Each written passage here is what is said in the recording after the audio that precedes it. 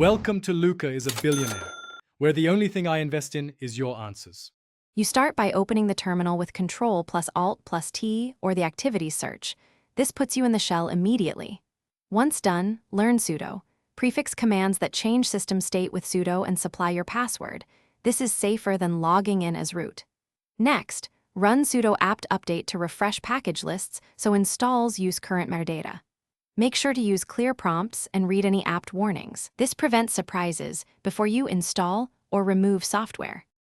You now navigate and manipulate files. Use CD to change directories, LS to list files, and PWD to confirm your location so you don't operate in the wrong folder. For editing, use nano for quick edits or vim if you prefer, prefix with sudo for root-owned configs.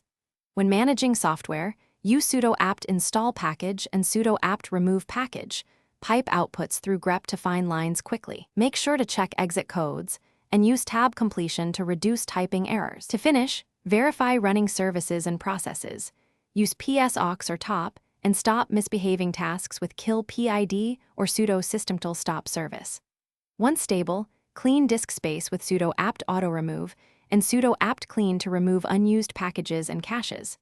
Inspect logs using journoctl uservice or tail f/var/log/syslog for real-time messages.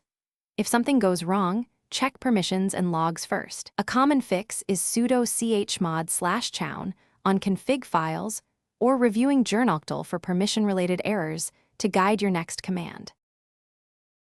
Thanks for watching and please subscribe. It's the best investment you'll ever make.